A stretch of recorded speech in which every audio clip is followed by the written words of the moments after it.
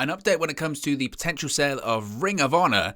Is Johnny Gargano going to be appearing in AEW anytime soon? Plus, Chavo Guerrero seemingly reacts and then deletes his reaction to his AEW departure, or not. All this and more in today's AEW news.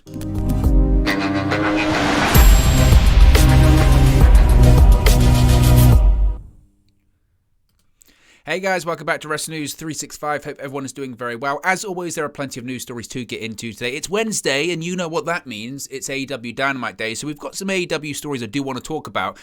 But first, I'm going to talk about something that isn't AEW. I'm going to talk about Ring of Honor. Now, you might be saying, Owen, you just said that it's going to be an AEW news video. You're talking about AEW.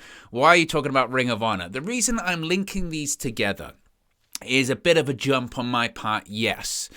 Tony Khan recently has been talking about this massive announcement he's got coming up. Now, I don't know what this massive announcement is. It might be to do with a stadium show in the UK, a AEW or New Japan Pro Wrestling Supercard. That's what people are talking about.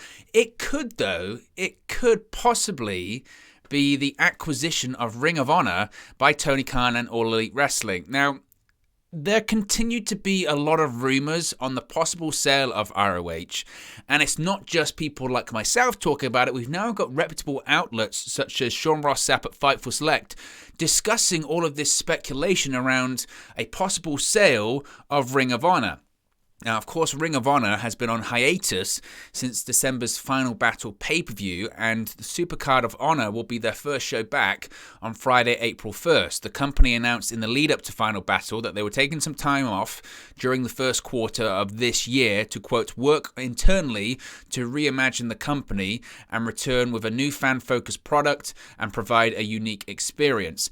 But in an update, Fightful Select is reporting that sources from multiple wrestling companies say there have been overtures regarding a possible sale of Ring of Honor or a possible partnership between ROH and another promotion, aka merging, two companies merging together. Now, beyond those recent rumors, there had been talk before the hiatus and over the course of the past 2 years that inquiries were made to see what it would actually take to acquire Ring of Honor. A rumor within the world of pro wrestling claimed that the price point was, quote, significant in 2020. Now, you must be said, Ring of Honor was very different at the start of 2020 to what it is in 2022 right now. At the beginning of 2020, they were coming off of having the show at Madison Square Garden with New Japan Pro Wrestling. They'd just given out the biggest contract in the history of the promotion to Marty Scurll to book and be a talent for the company. So the price point, in my opinion, now is completely different to what it was in 2020. Nevertheless, regarding a potential sale, Ring of Honor sources noted that there were, quote, way more bidders than expected, and that multiple wrestling companies and a few media companies, this isn't just limited to the world of pro wrestling, a few media companies have been involved in talks at some point. Now, these numbers have not been confirmed by Ring of Honor, but there has been talk of 3 price points that were rumored over the course of the last 2 years. One higher-up source in another company heard directly from a person who claimed to be in talks to buy Ring of Honor in early 2020 that $40 million was a discussed price point, where the person close to Ring of Honor claiming that they heard the price was at least half of that. So they're saying $20 million.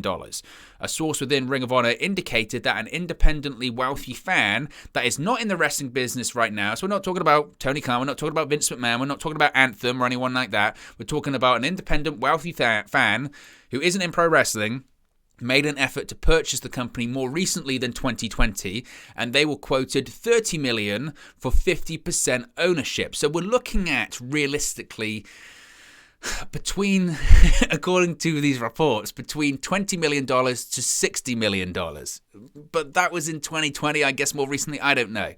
Furthermore, a possible sale of ROH is said to still be on the table, according to word that has made its way around several wrestlers who have been in Ring of Honor or who have been connected to the company. Now, of course, they're still going to this Supercard of Honor. They're still building up to it. So I guess until anything happens, it's business as usual, right? But that isn't to say that something isn't on the table. Again, the reason I put this in this AEW news video is because when we talk about what is this massive announcement from Tony Khan, and he's saying it's not really a talent, and we're under NDAs. The lawyers are saying NDAs. We can't really say anything about it. To me, it speaks bigger than a talent. It speaks bigger than an ex-WWE star or WWE Hall of Famer or whoever it may be coming in. It speaks bigger. NDAs speak to a bigger deal, way more finances on the table. So whether that would be an acquisition of a company, usually if two companies are negotiating, whether that's to purchase the other company or merge together, you have NDAs because you can't talk about any kind of negotiations, because if word gets out about said negotiations, the price points of the deal can change. When you're talking about, and I've been part of companies that have either, purchased other companies or let other companies go from their portfolio.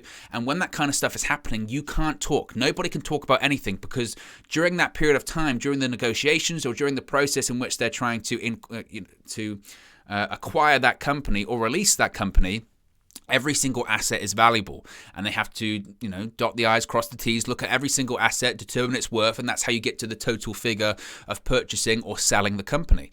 So that might be why there's an NDA situation. Frankly, if this was acquiring a company, though, like Ring of Honor or merging with Ring of Honor, I'd be very surprised that Tony Khan could even talk about it in a smoke and mirror sense, because lawyers would be looking at him going, don't talk, do not talk about this. So I don't know if AEW is going to purchase Ring of Honor or if they're going to purchase the tape library. In my opinion, the most valuable thing about Ring of Honor is the tape library. They do have an extensive tape library of 20 years, and they've got some huge names on there, certainly names that are on their roster. Bryan Danielson, CM Punk, etc., the Bucks, Kenny Omega when he was a short period there, or whatever, and plus some other names as well, Adam Cole, Hangman Page. The list can go on and on of the names that have appeared in Ring of Honor over the years. So, of course, that could be valuable. Of course, AEW doesn't have anywhere to put it right now. I mean, they don't have a streaming service. I'm assuming at some point they're going to either be on HBO Max or they're going to start their own AEW streaming service. If you get to that point, yes, absolutely. Ring of Honor's tape library, which is extensive, plus the AEW tape library. Okay, there's value in that.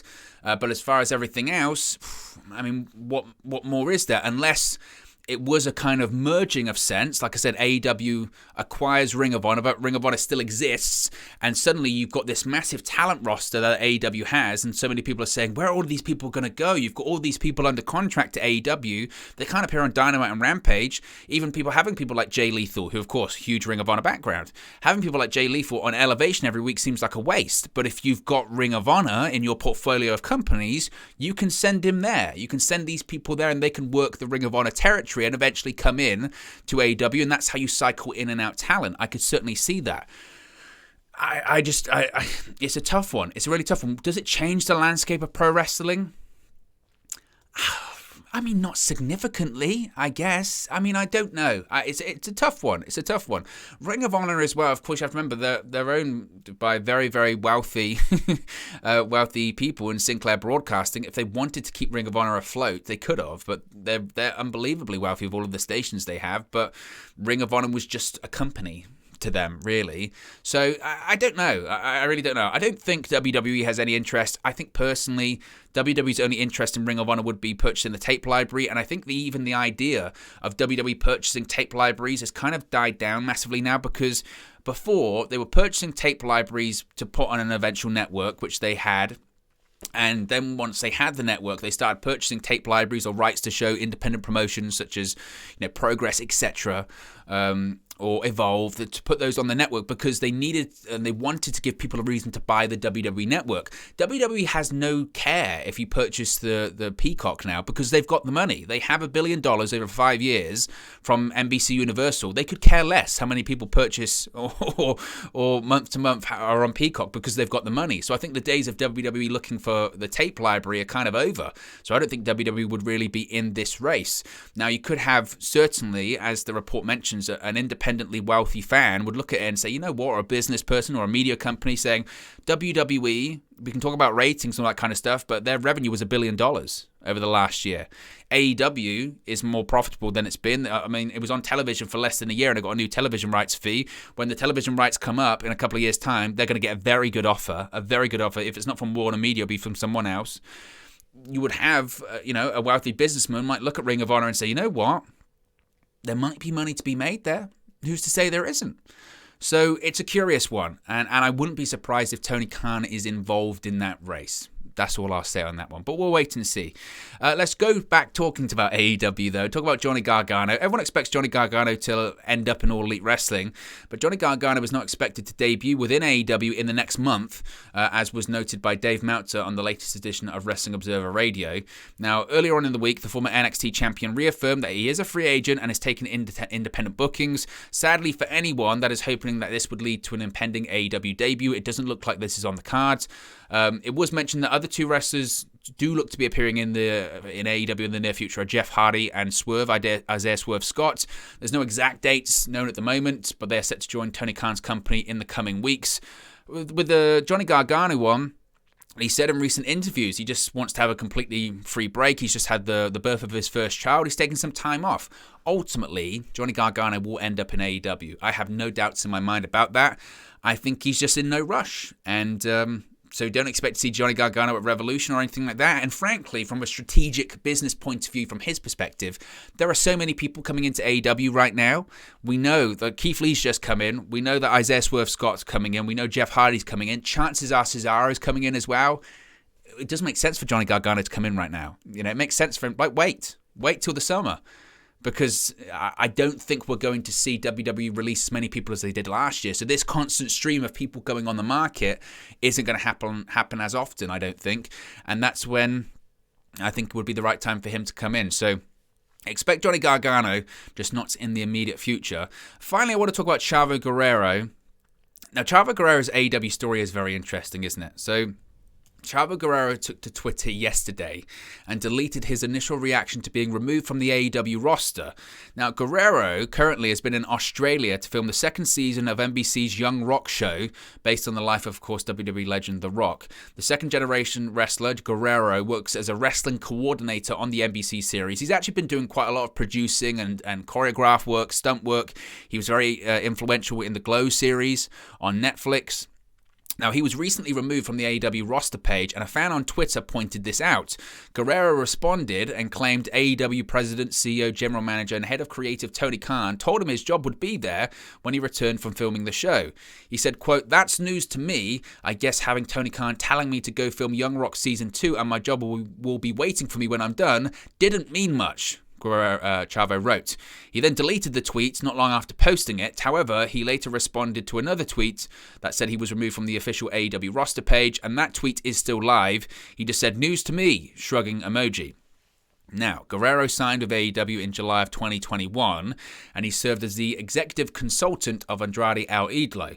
But he was then written out of storylines on the September 10 edition of AEW Rampage after an attack by Andrade and Death Triangle, so Guerrero could go film for Young Rock in Australia. Now, it was reported back in September that when Khan signed Guerrero to work with Andrade and Young Rock was renewed for a second season, they came up with an agreement where Guerrero would work through the all-out pay-per-view and then would blow off the character. It was noted then Guerrero was expected to return to AEW once filming had wrapped.